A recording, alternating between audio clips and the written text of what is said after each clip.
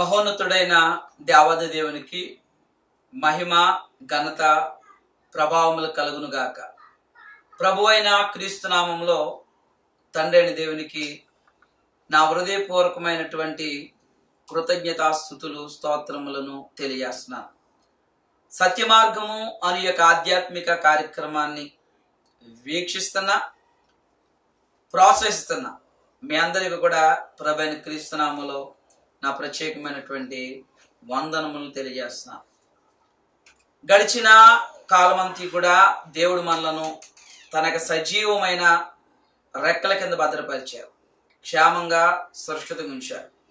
ఎన్నో ఇరుకులు, ఇబ్బందులు, శోధన, వేదనకరమైన పరిస్థితులు సంభవించినా, భయంకరమైన వలయాల మధ్య మనం సంచరించిన ఈరోజు ఈ క్షణం ఈ దినం మనం సజీవులుగా క్షేమంగా ఉన్నాము అంటే అది కేవలం దేవుని కృప. అందును బట్టి తప్పనిసరిగా మనందరం కూడా మొట్టమొదటగా దేవునికి కృతజ్ఞతాస్తుతులు చెల్లించబద్దులమై ఉన్నాం. ఓకే, సత్యమార్గము ఈ యొక్క ఆధ్యాత్మిక కార్యక్రమంలో మరొకసారి మిమ్మల్ని అందరూ కూడా ఈ విధంగా కలుసుకోవడం నాకు చాలా సంతోషంగా ఉంది. నన్ను చూసినప్పుడు కూడా మీరు సంతోషిస్తున్నారని నేను నమ్ముతున్నాను. నిజంగా మీరు సంతోషిస్తే ఈ యొక్క సత్య మార్గమును, ఈ యొక్క ఆధ్యాత్మిక కార్యక్రమాలు మీకు ప్రయోజనకరం ఉంటే తప్పనిసరిగా ఒక ఫోన్ కాల్ చేయండి. మీ ఫోన్ కాల్ కొరకు నేను ఎదురు చూస్తాను. తప్పనిసరిగా మీకోసం మేము ప్రార్థన చేస్తాం, మా కోసం మీరు కూడా ప్రార్థన చేయాలని ప్రభు పేరట కోరుచున్నాం.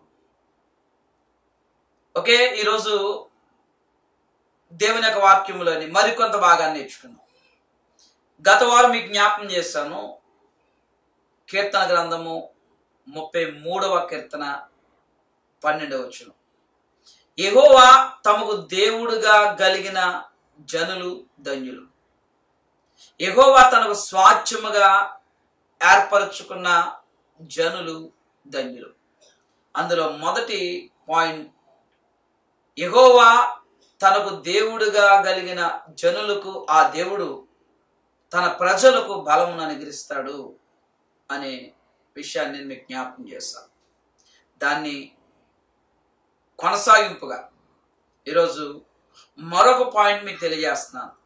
ఈ అంశంలో సెకండ్ పాయింట్ ఏంటి, ఈ మాట ఏంటి అని ఒకసారి మనం ఆలోచన చేస్తే, కీర్తన గ్రంథము 94వ కీర్తన చూడండి ఒకసారి. కీర్తన గ్రంథము 94వ కీర్తన నుండి 11వ వచనం నుండి ఈ మాట చదువుదాం. 94:14 యెహోవా తన ప్రజలను ఎడబాయువాడు కాడు, తన స్వాస్థ్యమును వెడనాడువాడు కాడు. రెండో పాయింట్, యెహోవా తమకు దేవుడుగా కలిగిన జనులు ధన్యులు. ఎలాగును ధన్యులు? తనకు ప్రజలైన వారు, తనకు స్వాస్థ్యమైన వారికి, తనకు స్వాస్థ్యమైన తన ప్రజలను ఎవరైతే యెహోవాను తమకు దేవుడిగా కలిగి ఉంటారో ఆ ప్రజలను దేవుడు విడువడు ఎడబాయడు, విడువడు ఎడబాయడు. దేవునికి బిడ్డలారా, ఈ మాటల యొక్క సారాంశాన్ని మనం జ్ఞాపకం చేసుకుందాం.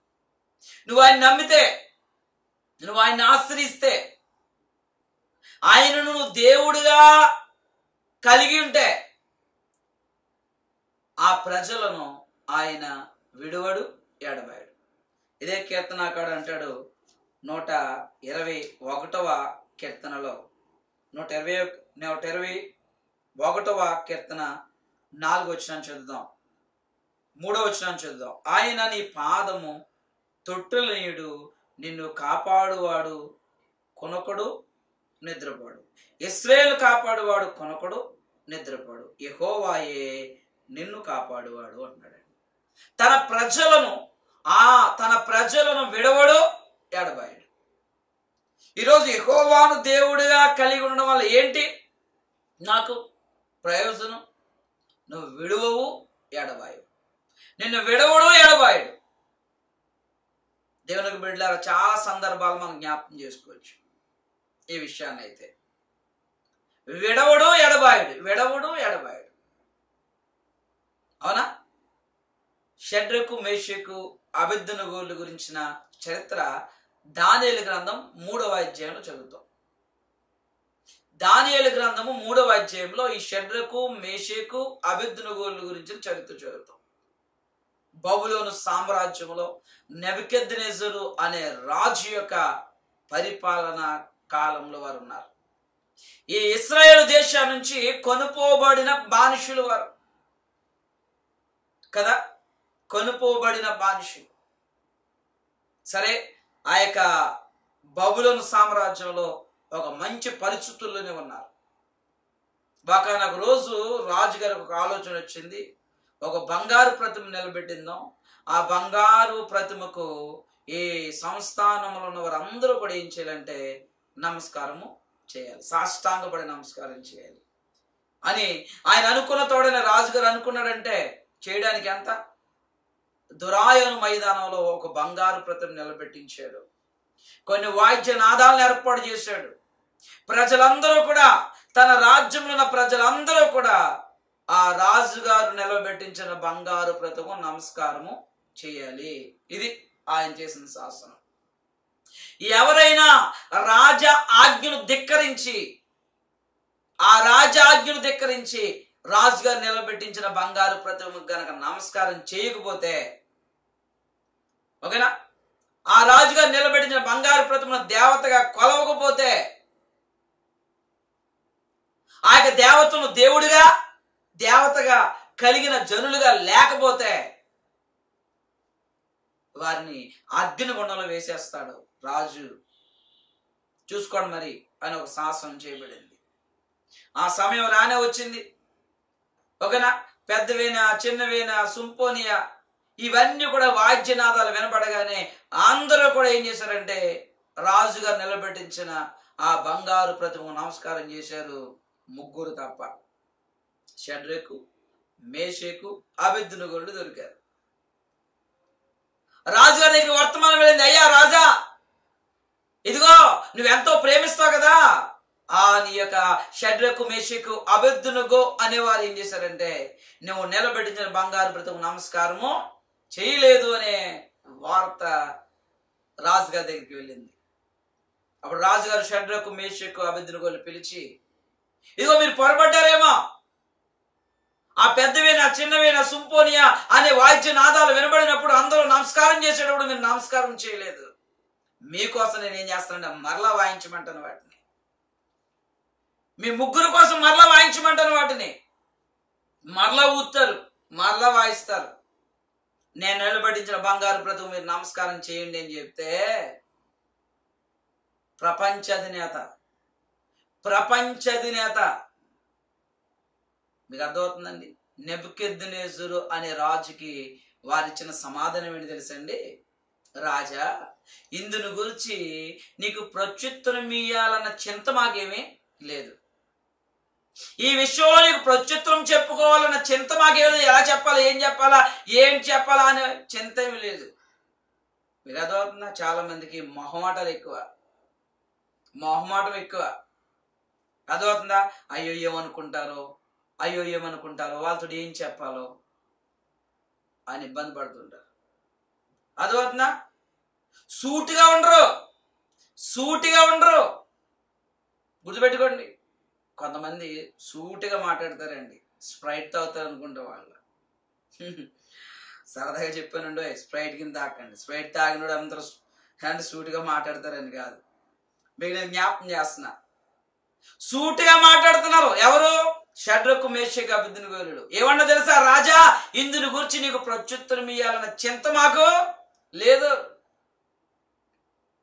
నువ్వు నిలబెట్టించిన బంగారు ప్రతిమ నమస్కారం చేయము, నీ దేవతలను పూజించమని తెలుసుకో. ఎందుకో తెలుసా? షడ్రకు, మేషకు, అబేద్నెగోలు నెబుకద్నెజరు అనే రాజు నిలబెట్టించిన బంగారు ప్రతిమకు ఎందుకు నమస్కారం చేయమన్నారు తెలుసా? వారు యెహోవా దేవుడుగా కలిగిన జనులు వారు. యెహోవాను దేవుడుగా కలిగిన జనులు యెహోవా మాటకు ప్రాధాన్యత ఇచ్చే జనులు, దేవునికి ప్రాధాన్యత ఇచ్చే జనులు. రాజా నువ్వు తెలుసుకో, మా దేవుడు మమ్మల్ని రక్షించడానికి శక్తిమంతుడు. ఈ వేడిమి గల అగ్నిగుండముల నుంచి మమ్మల్ని రక్షించడానికి శక్తిమంతుడు మా దేవుడు. ఒకవేళ రక్షించకపోయినా రాజా నువ్వు తెలుసుకో, నువ్వు నిలబెట్టించిన బంగారు ప్రతిమ నమస్కారం చేయము, నీ దేవతలు మేము పూజించము, ఎందుకంటే మేము నమ్ముకున్న మా దేవుడని మేము యెహోవాను గురించి చెప్తున్నాం. మా దేవుడు ఈ దేవుడు భూమిని ఆకాశం అందరూ సమస్తాన్ని సృష్టించిన వాడు, మమ్మల్ని రక్షించడానికి సమర్థుడు. ఒకవేళ రక్షించకపోయినా సరే నీవు చెప్పిన పని మాత్రం మేము చేయము. దేవునికి బిడ్డలారా జ్ఞాపకం చేసుకోండి, తన ప్రజలను విడవడు ఏడబాయడు. తన ప్రజలను విడవడు ఏడబాయడు. తనను దేవుడుగా కలిగిన జనులను ఎందుకు విడిచిపెడతాడు దేవుడు? నీ బిడ్డలను విడిచిపెడుతున్నావా? ఒక కోడి తన పిల్లలను విడిచిపెట్టదు. తన పిల్లల కోసం గ్రద్దతో పోరాడుతా చూడండి, అంత ఎత్తు ఎగురుతుంది కోడి, తెలుసు కదా మీకు. అది ఎంత పెద్ద పాము అయినా సరే దాంతో దెబ్బలాడేది, పోరాడేది కోడి. అవునా? తన పిల్లలను భద్రంగా తన రెక్కల కింద భద్రపరుస్తుంది. ఆ కోడి తన పిల్లల్లో దేనిని విడిచిపెడుతుందా? కక్క మంట కాకేద్ది. అవునా? పిలిచేస్తుంది. అది అలా పిలిచిన వెంటనే పిల్లలన్నీ కూడా ఏం చేస్తాయంటే తన రెక్కల నీడకు వచ్చేస్తుంటాయి. చూస్తుంటారు మీరు ఇవన్నీ కూడా, అవునా కదా? దేవుడు ఎందుకు విడిచిపెడతాడు? దేవుడు ఎందుకు విడిచిపెడతాడు? విడవడు ఎడబాయడు. తనను దేవుడుగా కలిగిన జనులను, తనను ఆశ్రయించిన వారిని, తన యందు భయభక్తులు కలిగిన వారిని ఆయన విడవడు ఎడబాయడు. అందుకనే ధన్యులు అన్నాడు కీర్తనకారుడు. ఓరకినలా వారు ఎందుకు ధన్యులయ్యారో చెప్తున్నాడు. ఓకేనా? విడవడు ఎడబాయడు.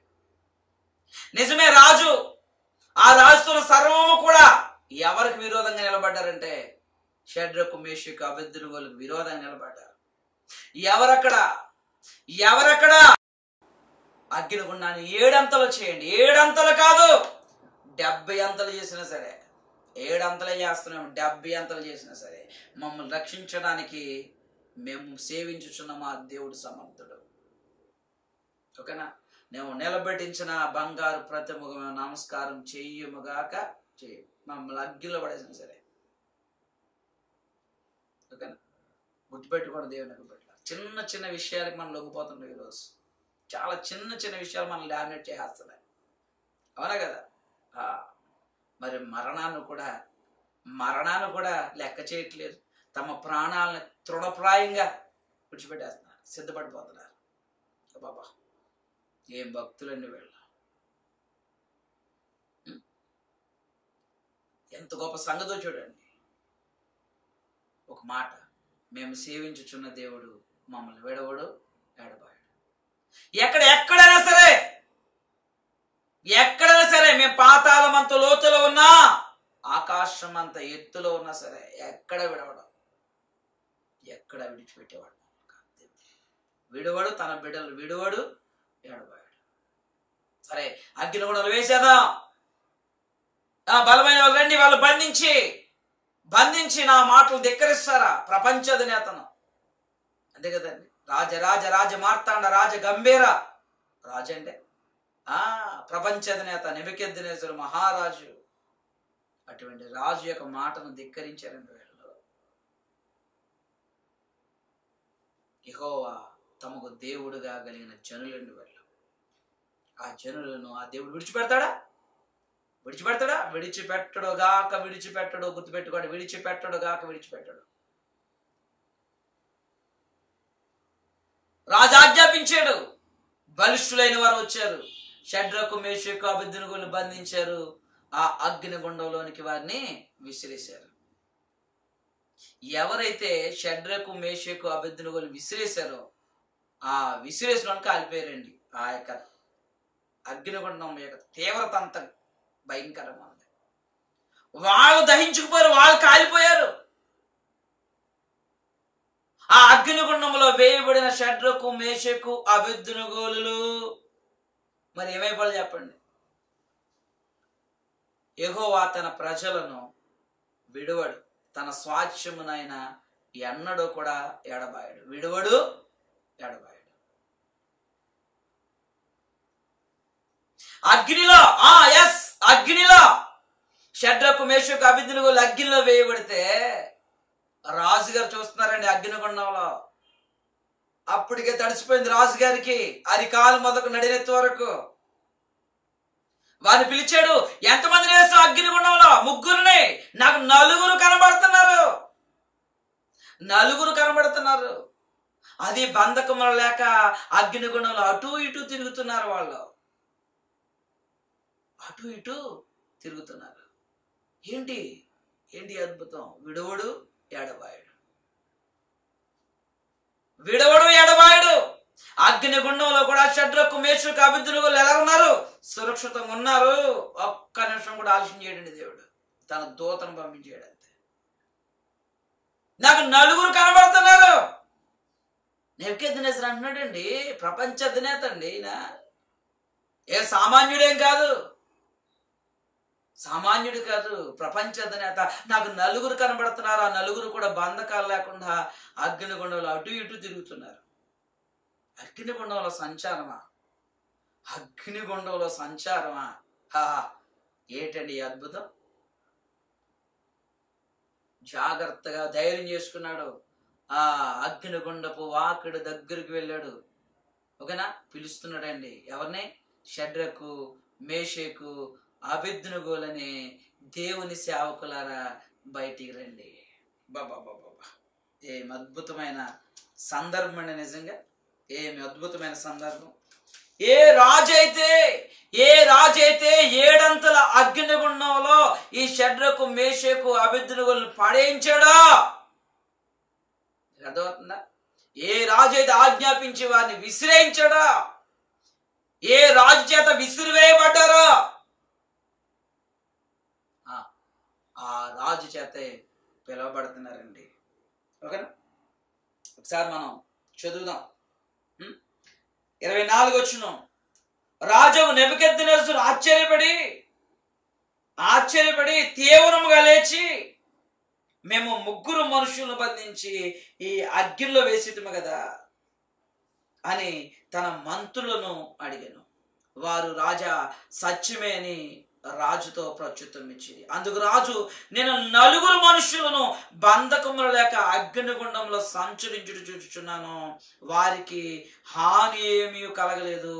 4వ వాని రూపము దేవతల రూపమును బోలినదని వారికి ప్రత్యుత్తరం ఇచ్చాను. అంతటా నెబుకద్నెజరు వేడిమి కలిగి మండుచున్న ఆ గుండము వాకిలి దగ్గరికి వచ్చి, చెప్పాను, ఆ వాకిలి దగ్గరికి వచ్చి, షడ్రకు మేషకు అబేద్నెగోని వారలారా, మహోన్నతుడగు దేవుని సేవకులారా, బయటికి వచ్చి నా యొద్దకు రండి అని పిలవగా, ఎవడైతే పడయించాడో, ఎవడైతే విసిరేయించాడో, ఎవడైతే బంధించాడో ఆ రాజే, ఆ నెబుకద్నెజరు అనే రాజే విసిరివేయించినాడే పిలుస్తున్నాడండి.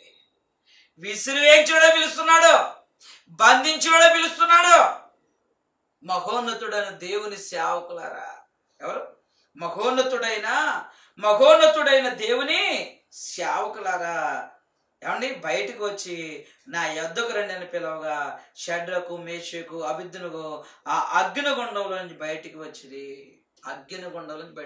విడువడు, యెహోవా తమకు దేవుడుగా కలిగిన జనులు ధన్యులు. ఎలాగ ధన్యులు? ఇదిగో ఇలాగ ధన్యులు. ఓకేనా? తనను దేవుడుగా కలిగిన జనులను ఆయన దేవుడు ఎన్నడూ కూడా విడువడు, ఎడబాయడు. విడవలేదు, ఎడబాయలేదు. అగ్నిగుండంలో కూడా అగ్ని వాసన కూడా, మీరు కందవచనం చదవండి. ఆ అధిపతులు అందరూ వచ్చి పరిశీలన చేశారు. వస్త్రాలు ఏమైనా కాలేయా? తల వెంట్రుకలు ఏమైనా చుచ్చుకుపోయాయా? ఎక్కడన్నా డాగు మచ్చ ఏమైనా పడిందా? ఎక్కడన్నా కందిందా? ఆ వేడి వల్ల అని చూస్తున్నారు. ఇంకొకడు ముందుకు ఒక అడుగు ముందుకేసి వాసన కూడా చూసాడటండి. వాసన కూడా చూసాడట. అగ్ని వాసన ఏమన్నా వస్తుందేమని. చూడండి, పూర్వదినాల్లో మంటలు వేసుకునేవారు కదా, ఇప్పుడు మంటలు ఎక్కడే? అది అవుతుందా? మంటలు ఎక్కడే? మంటలు ఏమీ లేవు, ఒకనే అన్ని తంటలే. ఆ మంట కాగేవారు. ఆ మంట కాగిన తర్వాత చేతులు బట్టలు పొగసూరు వాసన వచ్చేస్తుంది కదండి. మంచం కుంపడి ఎట్టుకునేవారు చాలా మంది. కుంపడి ఎట్టుకుని మంచం కింద ఎట్టుకునేవారు. ఇప్పుడు ఆ కుంపడి ఎట్టుకునే మంచాలు కూడా లేవు దేవుని దేవాళ్ళు. ఆ కుంపడి ఎట్టుకునేవారు. ఆ కుంపడు ఆ వేడికి, ఆ పొగకి, ఆ మంచం, ఆ దుప్పట్లు అవన్నీ కూడా ఏం చేసి అంటే పొగసూరు కొంపు వచ్చి. అవునా కదా? వాస్తవే నేను చెప్పేది. వాస్తవమే అండి. అలాగే అగ్ని వాసన ఏమైనా తగిలిందేమో అని చూశారట, కానీ అగ్ని వాసన కూడా వారికి తగలలేదు. చూడండి, దేవుని యొక్క మాటలు చదవండి.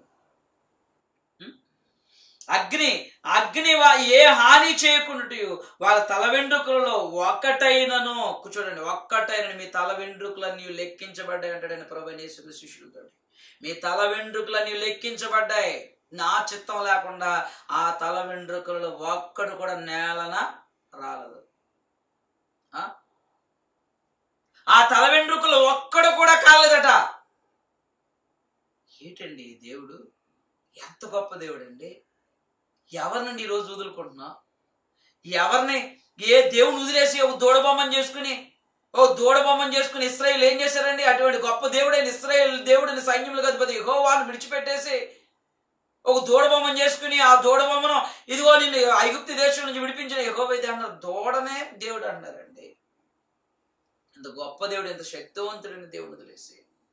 షడ్రకు మేషకు అబేద్నెగోలకు తెలుసండి, పైన ఆకాశం ఎందే గాని, క్రింద భూమి ఎందే గాని, భూమి కింద నేల ఎందే గాని ఉండు దేని రూపమునైనను విగ్రహమునైనను చేసుకొనకూడదు, వాడికి నువ్వు సాగిల పడకూడదు. యాలయన గాని దేవుడినైన యెహోవానకు నేను రోషము కలిగిన దేవుడును అని ఆజ్ఞాపించిన మాట ఈ షడ్రకు మేషకు అబేద్నెగోలు ఎరిగిన వారు గనక ఆ రాజుగా నిలబెట్టించిన బంగారు ప్రతిమ నమస్కారం చేయలేదు. యెహోవాను దేవుడిగా కలిగిన జనులుగా ఈ షడ్రకు మేషకు అబేద్నెగోలు ఆ దేవుని చేత విడువబడలేదు. ఆ దేవుడు వారిని విడబాయలేదు. అగ్ని వాసన కూడా తల వెంట్రుకలు ఒకటైనా కాలిపోలేదు, వారి వస్త్రములు చెడిపోలేదు. అగ్ని వాసనైనను వారి దేహములకు తగలకుండుటయు చూచిరి. అప్పుడు నెబుకద్నెజరు అంటున్నాడండి, షడ్రకు మేషకు అబేద్నెగోలు వీరి దేవుడు పూజార్హుడు. మారిందండి, గేరు మార్చాడు. ఒక బంగారు ప్రతిమ నిలబెట్టించి ఆ బంగారు ప్రతిమ నమస్కారం చేయాలి, అదే దేవత అన్నాడు. దేవుడు దెబ్బతో మార్చాడు పరిస్థితులు. ఇప్పుడు అదే నెబుకద్నెజరు బంగారు ప్రతిమ నమస్కారం చేయండి అని అందరిని కూడా ప్రతిమ నమస్కారం చేయడానికి ప్రోత్సహించిన ఈ నెబుకద్నెజరు ఒకవేళ నమస్కారం చేయకపోతే అగ్నిగుండంలో వేయించేస్తానని ఆజ్ఞాపించి, అలా నమస్కారం చేయనందుకు షడ్రకు మేషకు అబేద్నెగోలను అగ్నిగుండంలో వేయించేసిన ఈ నెబుకద్నెజరు ఏం చెప్తున్నాడండి? షడ్రకు మేషకు అబేద్నెగోలు వీరి దేవుడు పూజార్హుడు. ఆయన తన దూతనంపి తన్ను ఆశ్రయించిన దాసులను రక్షించెను. వారు తమ దేవునికి కాక ఏ దేవునికి నమస్కరింపకయు ఏ దేవుని సేవింపకయు ఉందుమని తమ దేహములను అప్పగించి రాజు యొక్క ఆజ్ఞను వ్యర్థపరిచిరి. కాగా నేను ఒక శాసనము నియమించుచున్నాను, అది ఏదనగా ఈ విధముగా రక్షించుటకు సమర్థుడైన దేవుడు గాక మరి ఏ దేవుడు కూడా లేడు. ఈ విధముగా రక్షించుటకు సమర్థుడైన దేవుడు గాక ఏ దేవుడును లేడు. కాగా ఏ జనుల్లో గాని రాష్ట్రములో గాని ఏ భాష మాట్లాడే వారిలో గాని షడ్రకు మేషకు అబేద్నెగోలు గాని వారి దేవుని ఎవడు దూషిస్తాడో వాడు తుత్తునీయులుగా చేయబడును, వారి ఇల్లు ఎప్పుడును పెంటగా ఉండునని రాజు నెబుకద్నెజరు అనే రాజు చేయించిన శాసనం అండి. అదవుతుందా? ఈ శాసనం ఎక్కడ? ప్రపంచ అధినేత నెబుకద్నెజరు 120 సంస్థానాలలో కూడా ప్రకటించబడింది. ఈ విధంగా రక్షించుటకు సమర్థుడైన దేవుడు గాక మరి ఏ దేవుడు లేడని ఒక డిక్లరేషన్ నెబుకద్నెజరు ప్రపంచం అంతటికి దేవునికి బిడ్డలారు గుర్తుపెట్టుకోండి, తనను ఆశ్రయించిన భక్తులను, తను ఆశ్రయించిన దాసులను, తనను దేవుడుగా కలిగిన తన యొక్క జనులను ఆయన విడువడు ఎడబాయడు. షడ్రకు, మేషకు, అబేద్నెగోలను విడువలేదు, ఎడబాయడు. ఇది ఒక్కడే కాదు, అనేక సందర్భాలు మీరు చూడండి. అరణ్యంలో ఇశ్రాయేలును దేవుడు విడిచిపెట్టాడా? ఆహారం బట్టి ఆహారం ఇచ్చాడు, మాంసం అంటే మాంసం ఇచ్చాడు, నీళ్లు కావాలంటే బండ నుంచి మధురమైన జలాలను ఇచ్చాడు. అవునా కదా? పగలు మేఘస్తంభమై రాత్రి అగ్ని స్తంభమై ఉండి నడిపించాడు. శత్రువుల బారి నుండి కాపాడాడు. గెద్ద తన పిల్లలను రెక్కల మీద ఎక్కించుకుని గూటికి చేర్చినట్టుగా తన ప్రజలను దేవుడు గూటికి చేర్చాడు. విడువడు, ఎడబాయడు. గుర్తుపెట్టుకోండి, దేవుడిని మనిషి వదిలిపెట్టేయడమో, కానీ దేవుడు మనిషిని విడిచిపెట్టలా. దేవుడు మనిషిని విడిచిపెట్టలా.